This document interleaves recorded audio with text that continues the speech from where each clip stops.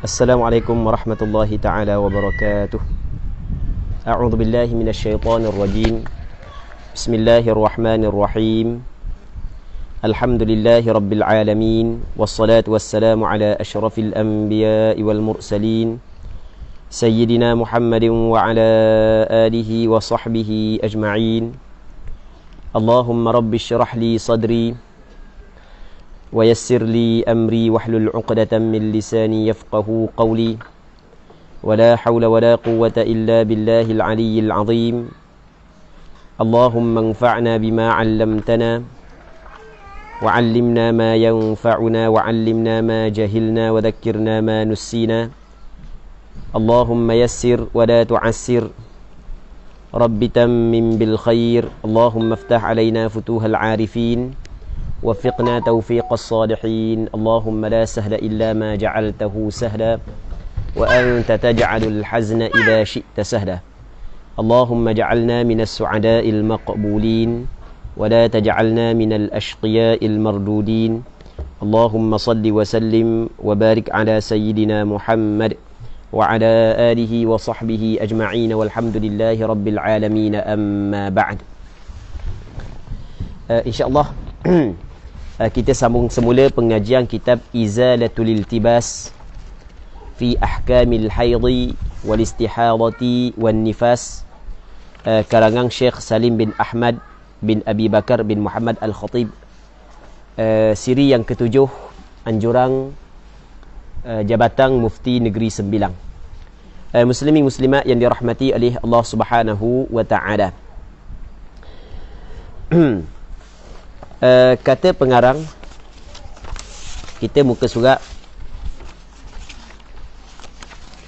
29. Kata pengarang rahimahullahu hafizahullahu subhanahu wa ta'ala,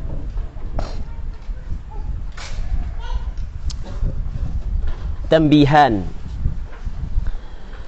dua peringatan, dua penjagaan, dua peringatan. Al-awwal, at-tanbihul awwal, yang pertamanya adalah abbara ba'dul fuqaha'i fi hurmati ma baina as-surrati war-rukbati min al-haidhi bil istimta'i wa ba'duhum bil mubasyarah.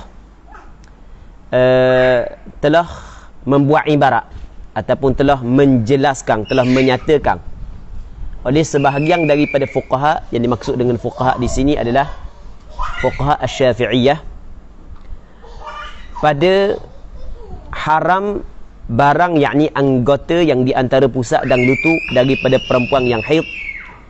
Sebahagian ulama membuat ibarat bil istimta', dengan istimta', mengambil keseronokan ataupun menikmati. Wa ba'duhum, dan sebahagian mereka itu al-fuqaha membuat ibarat bil mubasyarah, dengan persentuhan kulit. Maksud dia. Okey, hari ni kita kena faham perbincangan sebelumnya. Yang mana perbincangan sebelumnya, muslimin muslimat yang dirahmati oleh Allah Subhanahu wa taala, kita dalam perbincangan ataupun kita berbincang berkenaan dengan perkara yang diharamkan kepada perempuan yang haid dan perkara yang diharamkan kepada perempuan yang nifas. Antara perkara yang diharamkan kepada perempuan yang haid dan antara perkara yang diharamkan kepada perempuan yang nifas adalah bersetubuh.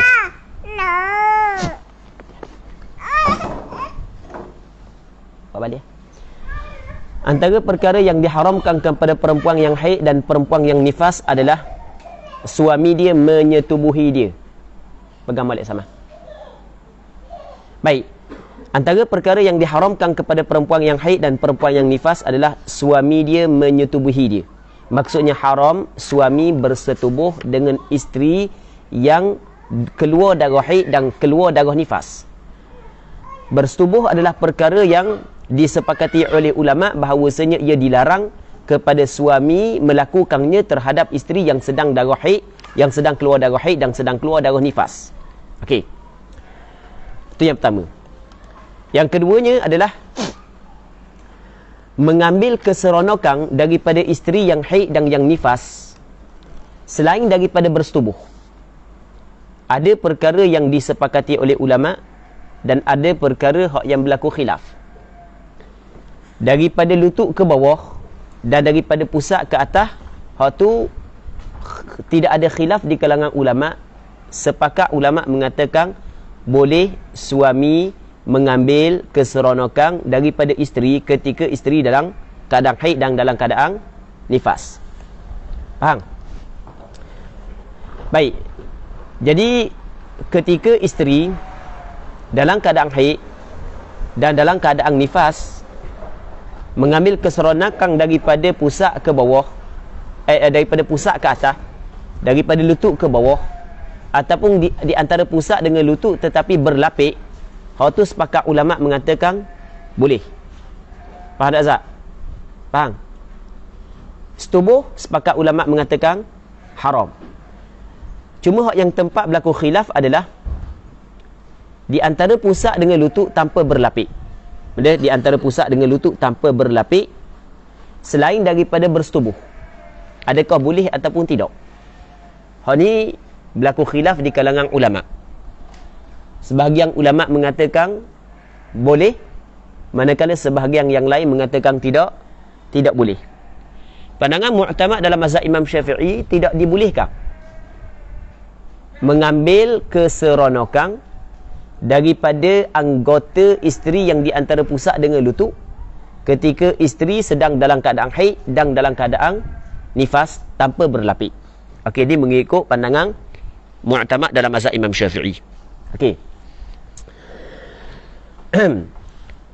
Sekarang ni apa yang ingin disampaikan oleh pengarang adalah, kalau kita tengok kepada kenyataan yang dibuat oleh ulama-ulama mazhab Imam Syafi'i, ada sebahagian daripada ulama membuat kenyataan bahawasanya hak yang diharamkan bukan mubasyarah, tapi hak yang diharamkan adalah istimta'. Dan ada sebahagian ulama yang lain mengatakan hak yang diharam bukan istimta' tapi mubasyarah. Okey, kita ada perkataan dia istimta', lepas tu kita ada perkataan dia mubasyarah. Okey, apa perbezaan di antara mubasyarah dengan istimta'? Perhati molek. Mubasyarah makna bersentuh kulit. Tu makna mubasyarah. Istimta', maksud dia istimta' mengambil keseronokan, menikmati. Tu makna istimta'. Sekarang ni hak yang diharamkan adakah mubasyarah ataupun istimta'? Okey, boleh faham tak? Adakah diharamkan bersentuh kulit?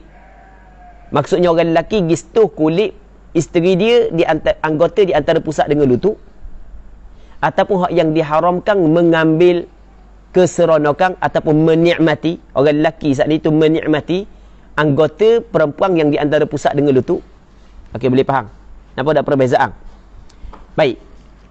Maka kata dia, ada ulama menyatakan bahawasanya haram di antara pusat dengan lutut daripada perempuan yang haid dan perempuan yang nifas adalah bil istimta'. Maksudnya menikmati haram. Jadi apabila kata menikmati, perkataan menikmati ni sama ada sentuh kulit ataupun tidak, asal kata menikmati maka hukum dia adalah haram. Okey, atas pandangan ni, jadi kalau sekiranya isteri dia dalam keadaan haid, maka haram kepada suami dia melihat anggota yang di antara pusat dengan lutut dengan ada syahwah. Okey, boleh faham? Walaupun tak setuh. Faham tak Rizak? Jadi atas pandangan yang mengatakan haram istimta', maksudnya walaupun tak setuh. Walaupun dia tak setuh. Walaupun dia tidak setuh. Dia tengok, tapi tengok dengan syahwah. Apabila tengok dengan syahwah, ada istimta' ke tak? Ada istimta'. Maka hukum dia adalah haram. Tapi kalau dia setuh, berarti kalau dia setuh tetapi tidak ada syahwah, maka tidak haram kerana tidak ada istimta' di situ. Memang dia setuh peha isteri dia, tapi tidak ada syahwat pun. Okey, boleh faham? Maka ketika itu tidak haram atas pandangan ulama yang mengatakan haram istimta'. Okey, jelas? Yang kedua, atas pandangan ulama yang mengatakan haram mubasyarah, bersentuh kulit.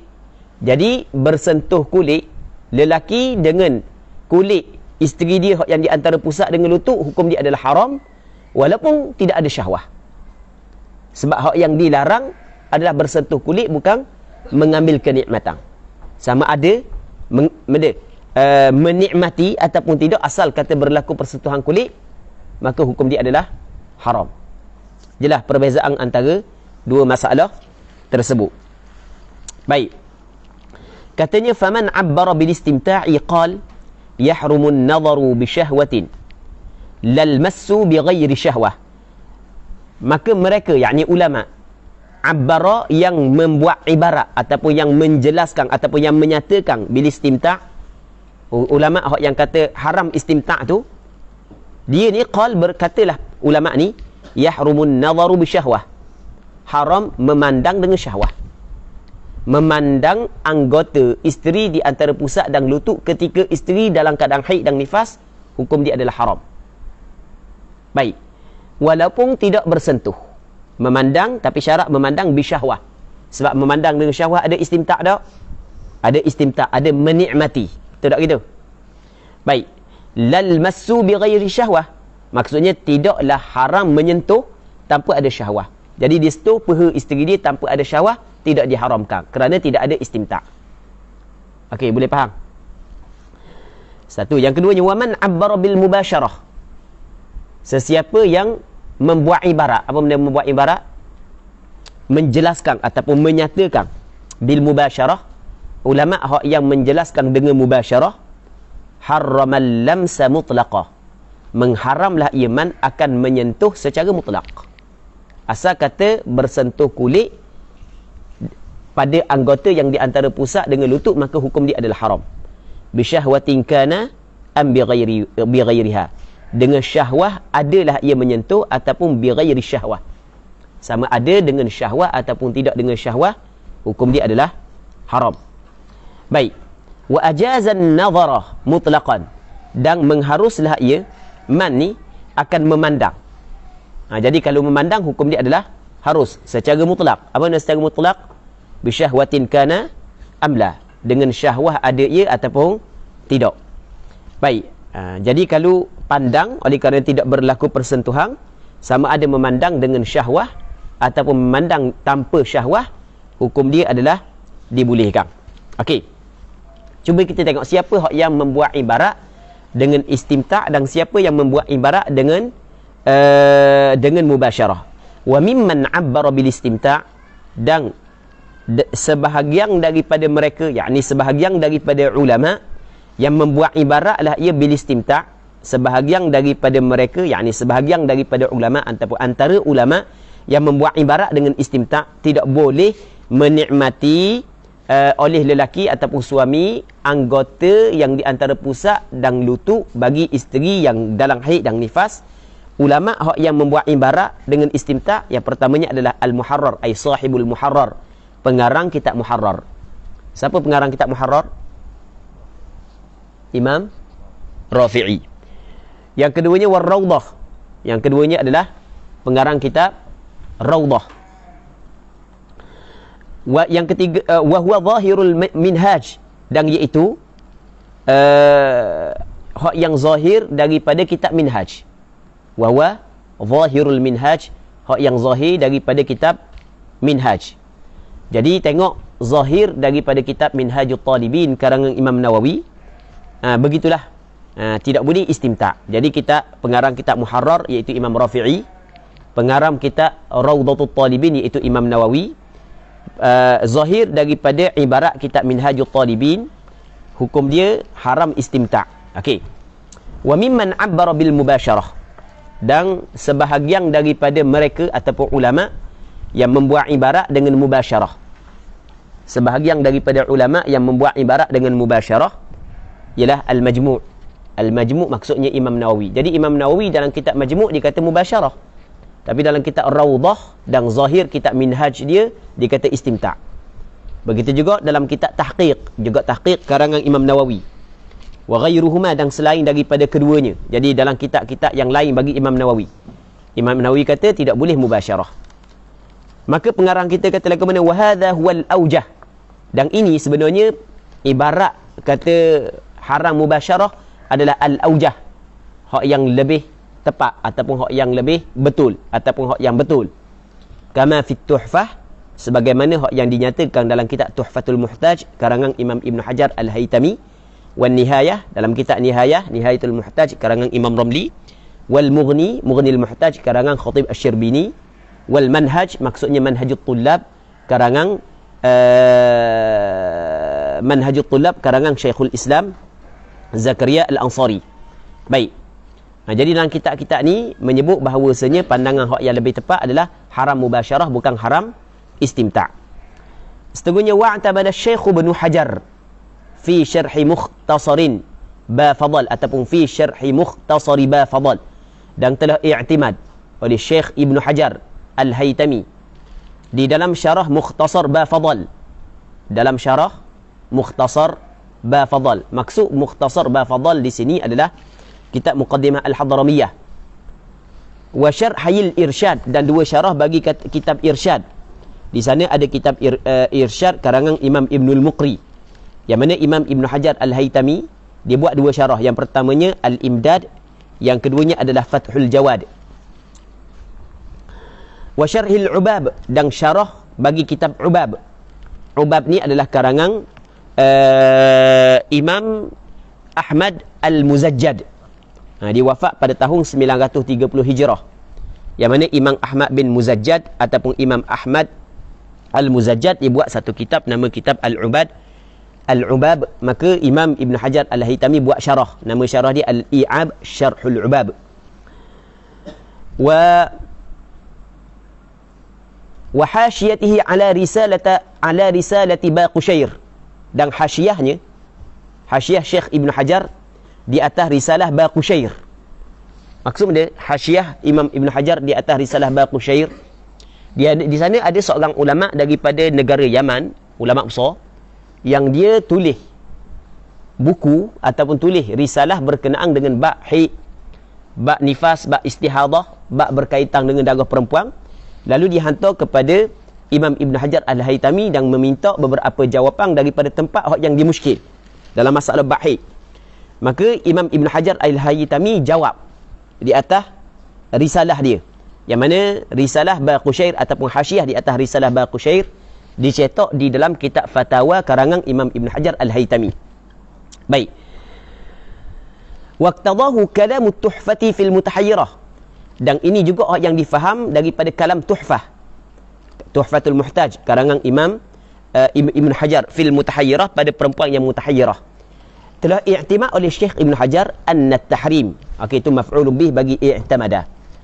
Jadi kalau kita tengok apa yang diiktimad oleh Syekh Ibn Hajar dalam syarah Mukhtasar ba Fadal ataupun Minhajul Qawim, dalam kitab Al-Imdad, dalam kitab Fathul Jawad, dalam kitab Al-I'ab, dalam kitab Hasyiah ala Risalah Baqusyair, dan apa yang dapat difahami daripada kalam Tuhfatul Muhtaj dalam bab mutahayyirah, walaupun dalam bab yang lain sama dengan hak yang sebelum ni.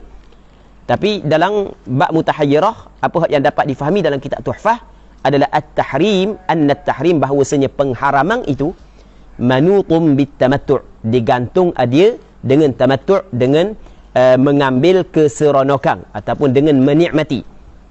Wastaujaha hadzal qaul al-kurdi, wastaujaha hadzal qaul al-kurdi, telah istaujah ni maksudnya mengisyarat pandangan ini sebagai pandangan yang betul. Pandangan yang betul adalah pandangan ini oleh Imam Al-Kurdi. Imam Al-Kurdi nama dia adalah Muhammad bin Sulaiman Al-Kurdi. Dia ada buat beberapa kitab, antaranya nama dia Al-Hawashi Al-Madaniyah. Dia ada buat Al-Hawashi Al-Madaniyah, tak silap ingat, ada Muqaddimah Al-Hadramiyah. Dia ada beberapa kitab. Imam Sulaiman Al-Kurdi ataupun Muhammad bin Sulaiman Al-Kurdi. Okey, habis. Katanya as-sani, yang pertama. Saat ni yang pertama. Hak ni yang kedua pula. Ni yang pertama. Saat ni yang pertama. Hak ni yang kedua pula. Sebelum daripada kita pergi perbahasan yang kedua ataupun tambih yang kedua, as-sani ay at-tambihus tsani, kita buat kesimpulan tambih yang pertama dulu. Jadi sebagaimana hak yang kita belajar bahawasanya apa yang diharamkan kepada perempuan ataupun apa yang diharamkan kepada suami terhadap isteri dia yang datang haid dan datang nifas adalah yang pertamanya, hak yang berlaku kesepakatan adalah bersetubuh. Waktu berlaku kesepakatan. Manakala selain daripada bersetubuh, ada hak yang berlaku kesepakatan dan ada hak yang berlaku khilaf. Kalau mengambil keseronokan bersentuh kulit daripada lutut ke bawah, daripada pusat ke atas, dan kalau di antara pusat dengan lutut, kalau berlapik, hak tu tidak ada khilaf. Hukum dia adalah harus. Okey, dua ni tidak ada khilaf. Hak yang berlaku khilaf adalah mengambil keseronokan di antara pusat dan lutut. Mengambil keseronokan di antara pusat dengan lutut tanpa berlapik. Hak tu berlaku khilaf selain daripada bersetubuh. Sebahagian daripada ulama mengatakan maksud tidak boleh mengambil keseronokan di antara, ataupun maksud hak yang tidak boleh di antara pusat dengan lutut adalah mubasyarah, bersentuh kulit. Asal kata bersentuh kulit sama ada syahwat ataupun tidak, hukum dia adalah tidak boleh. Sebahagian ulama yang lain mengatakan bukan mubasyarah tetapi istimta'. Jadi sama ada bersentuh kulit ataupun tidak, yang penting istimta'. Hak tu hak yang tidak dibolehkan. Dan kalau kita tengok apa hak yang dijelas di dalam kitab ini, bahawasanya ulama-ulama hak yang kemudian sendiri pun khilaf hak yang mana sebenarnya hak yang tidak dibolehkan di antara istimta' ataupun mubasyarah. Dan kalau kita tengok kebanyakan ulama antaranya adalah apa hak yang disebut dalam kitab Majmu', kitab Tahqiq, kitab Tuhfah, Nihayah, Mughnil Muhtaj, kitab Manhajut Tullab. Hak yang tidak dibolehkan bukan istimta' tapi mubasyarah. Okey, itu yang pertama. Yang keduanya, sebahagian ulama kata, dan pandangan ni dianggap betul oleh Imam Al-Qurdi ataupun Muhammad bin Sulaiman Al-Qurdi, hak yang tidak boleh bukan mubasyarah tapi istimta'. Hak ni berlaku khilaf. Okey, habis. Okey, itu tambih yang pertama.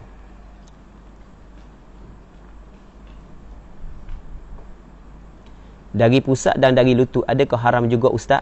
Nanti kita jawab semula. Soalan-soalan insya-Allah kita jawab lepas daripada ni. Okey, ats-tsani ay at-tanbihu ats-tsani, tambih yang kedua.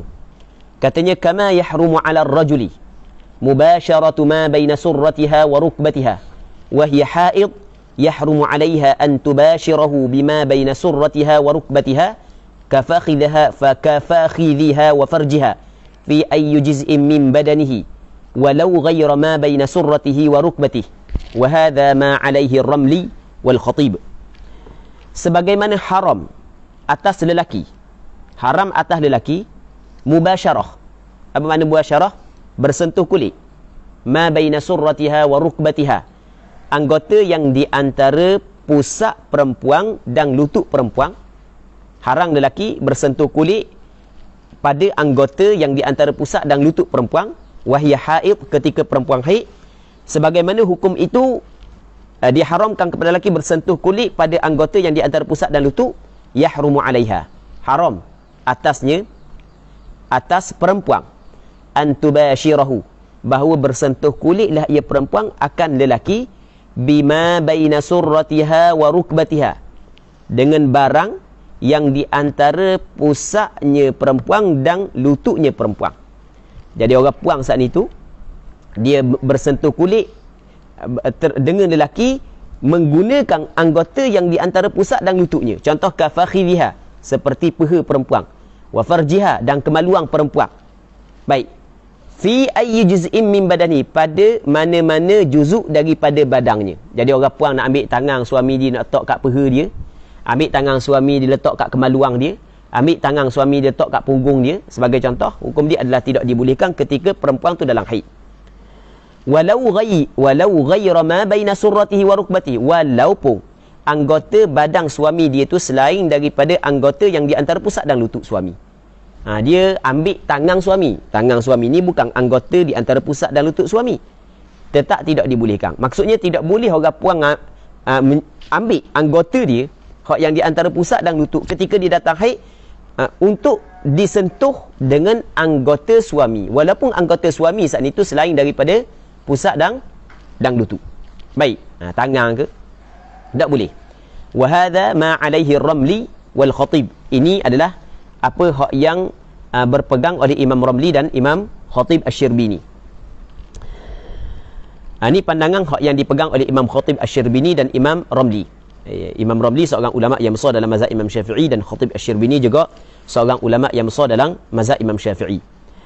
Seterusnya, wa bahatha fit tuhfati, dan telah membahaslah ia Imam Ibn Hajar, telah membincang oleh Imam Ibn Hajar fit tuhfati, dalam kitab Tuhfah, annahu, bahawasanya, jadi maksudnya pandangan Imam Ibn Hajar dalam kitab Tuhfah sedikit berbeza dengan pandangan Imam Ramli dan Khatib Asy-Syirbini dalam masalah ni. Apa yang disebut oleh Imam Ibn Hajar dalam kitab Tuhfah, annahu in kanat hiyal mustamti'atu, ataupun in kanat hiyal mustamti'ata, jika adalah perempuan yang mengambil kenikmatan, perempuan yang menikmati suami dia ketika dia perempuan tu datang haid, haruma an tamussahu, ataupun haruma an tamassahu binahwi yadiha fima baina surratiha wa rukbatih, haram bahawa menyentuhlah ia perempuan akan suami dia dengan tangannya pada anggota yang di antara pusat dan lutut suami dia. Jadi perempuan yang dalam haid, kalau dia nak menikmati suami dia, okey, ni perhati molek, dia kalau dia nak menikmati suami dia, tidak boleh dia sentuh dengan tangan dia, dia sentuh dengan tangan ke dengan benda pun tak boleh pada barang yang di antara pusat dan lutut suami dia. Sebagaimana suami dia tak boleh sentuh anggota yang di antara pusat dengan lutut dia, begitu juga dia tidak boleh menyentuh anggota yang di antara pusat dan lutut bagi suami dia. Baik. Wa in kana huwal mustamti'u ittajahal hil, kalau sekiranya adalah ia suami al-mustamti' yang mengambil kenikmatan, ittajahal hil, maka hak yang betulnya adalah halal. Pandangan hak yang betulnya adalah halal. Maksud benda halal, jadi halal suami mengambil tangan isteri dia, meletakkan pada anggota yang di antara pusat dan lutut. Sebab itulah sebahagian daripada ulama menyebut secara jelas bahawasanya boleh suami menikmati isteri dengan melalui ataupun dengan istimna, ataupun ketika isteri dalam keadaan haid, boleh suami suruh isteri mengeluarkan mani suami dengan tangan. Okey, ni apa yang disebut oleh Imam Ibn Hajar, tapi dengan syarat suami hak yang mustamti', bukan isteri hak yang mustamti'ah. Baik. Li'annahu, kerana sesungguhnya suami adalah mustamti'un bima ada ma bainahuma, kerana suami hak yang mengambil keseronokan dengan barang, yakni dengan anggota yang selain daripada anggota yang di antara pusat dan lutut bagi isteri. Baik. Jadi suami hak yang mengambil keseronokan dengan anggota yang di antara pusat dan lutut bagi, maksudnya suami hak yang mengambil keseronokan dengan anggota yang selain daripada anggota yang di antara pusat dan lutut bagi isteri. Maka hukum dia adalah halal. Baik. Jadi Imam Ibn Hajar dia tengok, jadi kalau isteri nak pegang anggota suami tu, kena tengok anggota mana. Kalau di antara pusat dengan lutut, tidak dibolehkan kalau isteri hak yang mustamti'ah, isteri yang mengambil kenikmatan. Tetapi boleh kalau suami hak yang mengambil kenikmatan. Seterusnya, wajarah Syekh Ibn Hajar aidan fima 'ada tuhfah min syuruhihi 'ala al-irsyadi wal 'ubabi wa fi hashiyatihi 'ala risalati Baqushairin fil haidhi 'ala jawazi tamattu'iha bima baina surratihi wa rukbatihi. Dan telah berpandangan oleh Syekh Ibn Hajar juga pada kitab yang selain daripada Tuhfah, pada kitab yang selain daripada Tuhfah. Hak Tuhfah lain, dalam kitab lain selain daripada Tuhfah tu, min syuruhi, daripada syarah-syarah bagi Imam Ibn Hajar, syarah di atas Irsyad. Ada dua syarah di atas Irsyad yang kita sebut sebelum daripada ni. Yang pertamanya nama dia adalah Al-Imdad, yang keduanya adalah Fathul Jawad. Begitu juga syarah bagi Al-Ubab, iaitu Al-I'ab, syarah bagi Ubab. Wa fi hasyiyati, dan dalam hasyiyahnya ala risalati Baqushair fil haid, telah berpandangan ala jawazi tamattu'iha, harus menikmati perempuan bima baina surratihi wa rukbatihi, dengan anggota yang di antara pusat dan lutut bagi suami dia. Tapi dia kena menikmati ai bima ada ma baina surratiha wa rukbatiha, dengan anggota yang selain daripada anggota yang di antara pusat dan lutut bagi perempuan. Baik, muslimin muslimat yang dirahmati oleh Allah Subhanahu wa taala. Jadi Syekh Ibn Hajar Al-Haytami sendiri pun dalam beberapa kitab dia berpandangan seperti pandangan yang kita jelas sebelum tadi. Dan ada sebahagian daripada kitab dia berpandangan bahawasanya harus perempuan mengambil keseronokan daripada anggota suami dia sehingga di antara pusat dan lutut, tapi dengan syarat dengan anggota yang selain daripada pusat dan lutut bagi perempuan tu sendiri. Okey. Itu maksud dia. Muslimin muslimat yang dirahmati oleh Allah Subhanahu wa taala. Jadi sebelum kita masuk dalam perbahasan yang berikutnya, kita buat sedikit kesimpulan. Benda yang ingin disampaikan oleh pengarang kita. Okey. Yang tadi buka api. Gelak katuk ni. Buka api.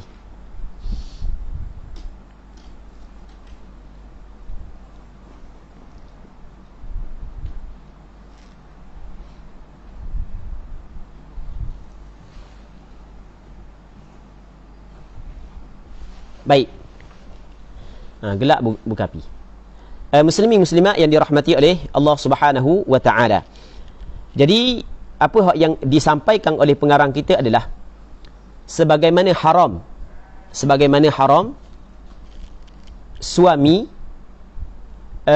beristimta', menikmati isteri dia pada anggota yang di antara pusat dan lutut ketika isteri dia datang haid. Begitu juga haram kepada isteri menikmati sekali lagi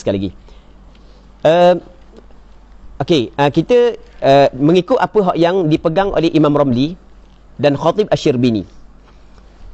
Sebagaimana haram kepada suami bersentuh kulit anggota yang di antara pusat dan lutut isteri dia ketika isteri dia haid, begitu juga haram kepada isteri bersentuh kulit dengan anggota yang di antara pusat dan lutut bagi isteri pada mana-mana juzuk daripada badan suami dia, walaupun bukan anggota yang di antara pusat dan lutut bagi suami dia. Okey, ini pandangan Imam Ramli dan Khatib Asy-Syirbini. Manakala Imam Ibn Hajar Al-Haytami rahimahullahu subhanahu wa ta'ala, Imam Ibn Hajar kalau kita tengok dalam kitab Tuhfah, dia berpandangan begini.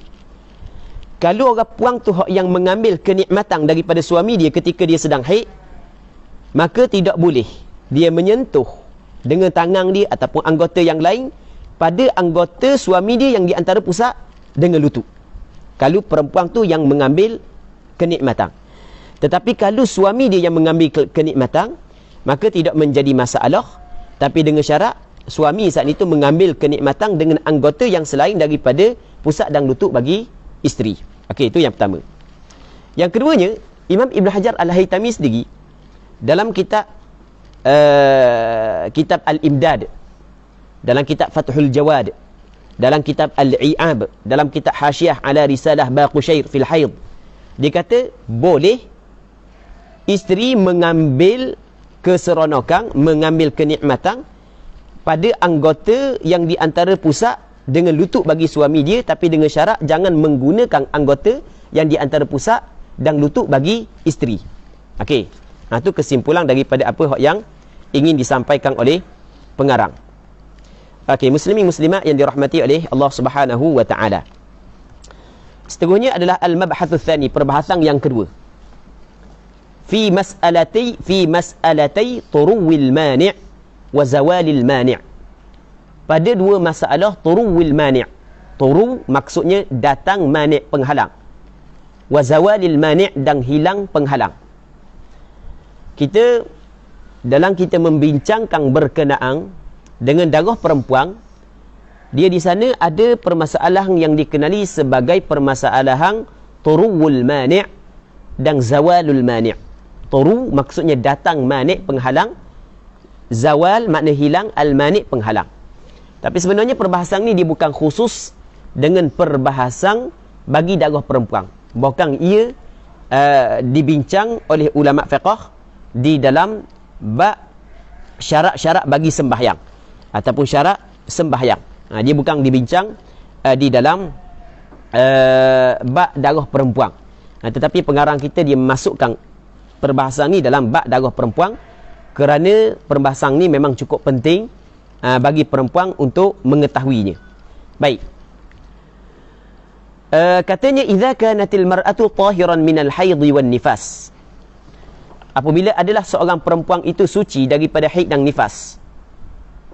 Apabila perempuan suci daripada haid dan nifas. Fatara'a 'alaiha ahaduhuma. Tiba-tiba datang atas perempuan tersebut salah satu daripada keduanya. Okey, perempuan ni suci daripada haid dan nifas. Tiba-tiba dia datang haid, datang nifas. Datang haid ba'da dukhuli waqti solah, selepas daripada masuk waktu sembahyang. Jadi lepas daripada masuk waktu sembahyang, tiba-tiba datang darah haid, tiba-tiba datang darah nifas.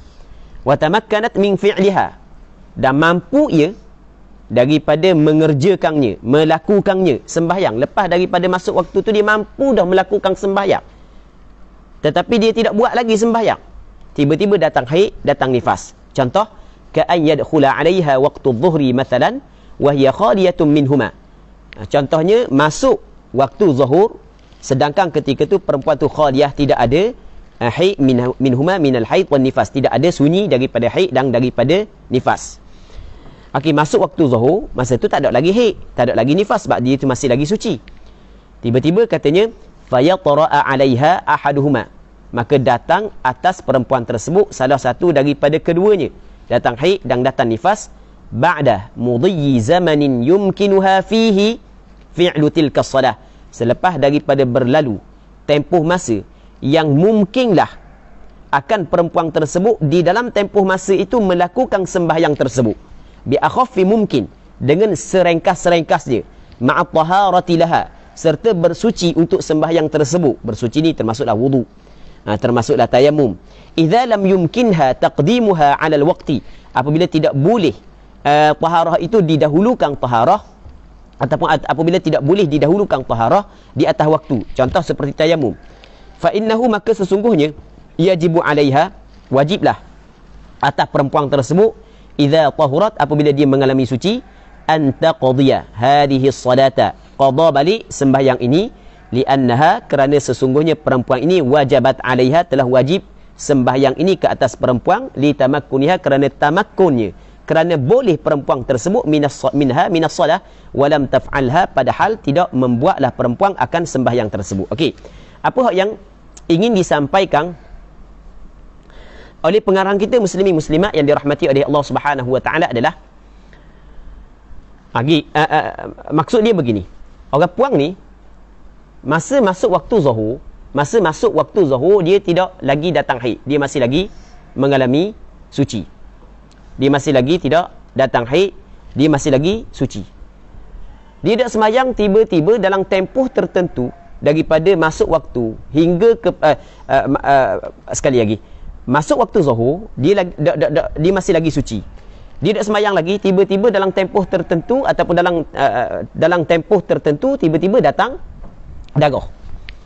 Maka apabila datang darah, darah ni dipanggil manik, penghalang daripada sembahyang. Jadi apabila datang darah, sedangkan dia tak sembahyang lagi dan waktu masuk dah, kalau dia sembahyang dia mampu untuk sembahyang, sebab dia mempunyai waktu start daripada masuk waktu sehingga keluar darah tu, dia mampu untuk menghabiskan sembahyang, tapi kena kira dengan tempoh yang ringkas. Itu maksud bi akhafi mungkin. Maka lepas daripada dia mengalami suci, wajib dia kena qada balik sembahyang tersebut. Wajib mesti dia kena qada balik sembahyang tersebut. Okey, itu yang pertama. Adakah disyaratkan tempoh saat itu capur dengan tempoh bersuci? Kata ulama kena tengok. Kalau tempoh bersuci saat itu tidak boleh didahulukan di atas waktu, maksudnya mesti kena buat apabila masuk waktu, maka ketika tu tidak dikirakan ataupun dikirakan tempoh bersuci. Sebagai contoh, orang tu tak ada air, maka dia kena bertayamum. Antara syarat tayamum, mesti dia kena bertayamum setelah daripada masuk waktu. Maka tempoh tayamum kena ambil kira. Okey, tempoh sembahyang zuhur kalau akhafi mungkin, kita kata 5 minit bagi orang yang sembahyang tamam. Tapi kalau orang sembahyang qasar, kita kata 3 minit. Okey, kita kata orang yang sembahyang tamam 5 minit. tempoh untuk bertayamum 1 minit. Jadi 6 minit. Daripada masuk waktu hingga kepada keluar darah, kalau 6 minit ke atas, dia tak sembahyang lagi, maka lepas daripada dia mengalami suci, wajib dia kena qada balik sembahyang tersebut. Okey, itu maksud dia. Tetapi kalau sekiranya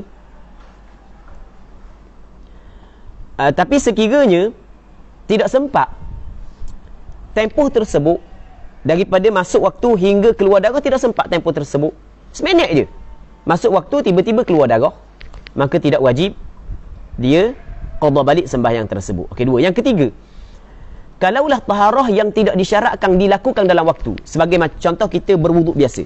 Kita wuduk biasa ni tidak disyaratkan kita buat dalam waktu, maka taharah tersebut tidak dikira. Tempoh waktu taharah tersebut tidak dikira. Hak yang dikira waktu tempoh sembahyang saja, tapi kena ambil akhaffi mungkin. Jadi hak ni kita akan bincang esok. InsyaAllah kita akan bincang panjang lebar semula esok. Jadi hari ni kita berhenti sini dulu. Lepas tu kita jawab sedikit soalan hak yang diajukan. Wallahu subhanahu wa ta'ala a'la wa a'lam. Kita tengok soalan. Pusat dan diri lutut adakah haram juga, Ustaz? Diri pusat dan diri lutut adakah diharamkan? Dia biasa apabila sebut kata ma baina surrati war rukbah, barang yang di antara pusat dan lutut, jadi bermakna pusat dan lutut dia tidak termasuk. Itu pada asalnya. Tetapi atas langkah ihtiyat, cuba elokkan. Tu atas langkah ihtiyat. Tapi sebenarnya kalau tidak mengambil langkah ihtiyat pun tidak menjadi masalah dah, kerana ulama yang berpandangan tak boleh di antara pusat dan lutut selain daripada jima' juga telah mengambil langkah ihtiyat dah. Dia telah mengambil langkah ihtiyat dah. Okey, wallahu a'lam. Ustaz, ghairi tuhri bi niyyati ta'abbudi, baris ketiga muka surat 29 daerah siapa? Okey. Ni orang belajar nahwu ni ditanya ni. Salati kafaqidis tahuraini, tu ataf mana? Okey. Jadi kita tengok pada muka surat 9. Katanya wa idzan qata'a damul haid wa idzan qata'a damul haidi aw nifasi lam yahilla qabla al-ghusli aw at-tayammum, tidak halal ghairu tuhri. Fa'il bagi yahillah. Tidak halal oleh selain daripada bersuci dengan niat ta'abbud.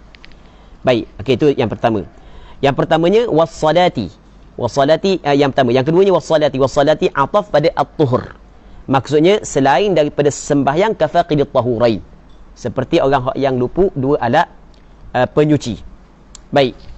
Was-saum. Was-saumi ataf pada as-salat ataupun ataf pada at-tuhri. Wat-talaqi ataf pada at-tuhur. Okey. Jelas Lagi? Apakah hukum mandi sunat ketika haid? Apakah hukum mandi sunat?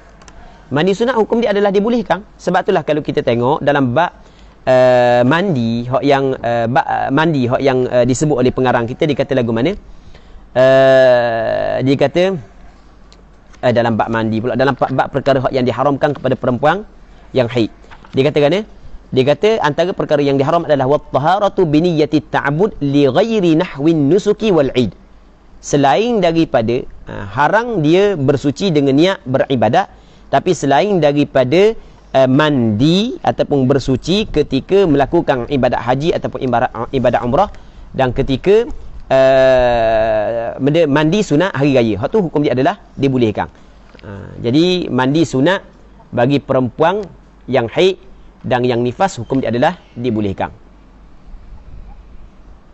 Okey. Seterusnya, Haram suami mengambil mubasyarah ke atas isteri tanpa lapik.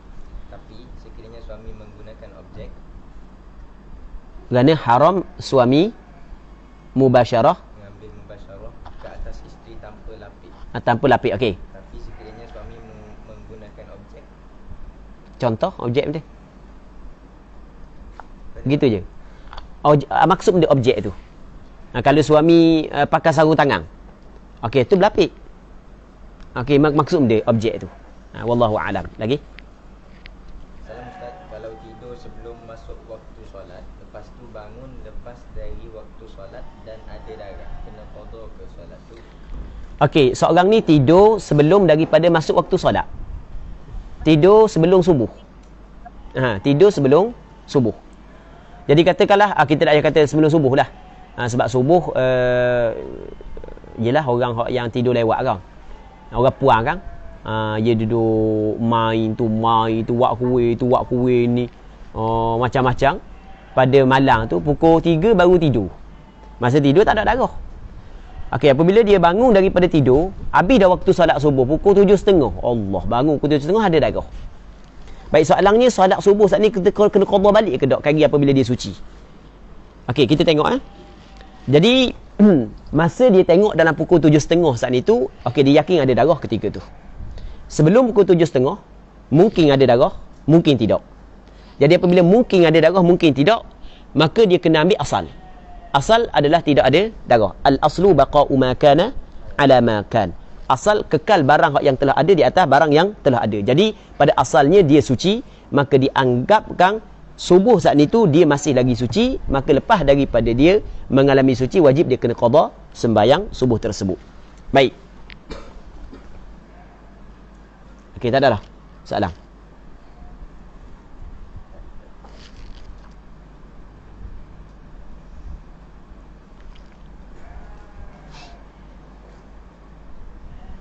Okey, tak ada. Okey, tak ada, kita berhenti sini dululah. Kalau tak ada, rasanya ada soalan lagi sebelum daripada ni, ada soalan. Hak yang kita tak jawab lagi. Kita tengok soalan hak yang belum kita jawab. Kita jawab sekejap sebab masa masih lagi ada.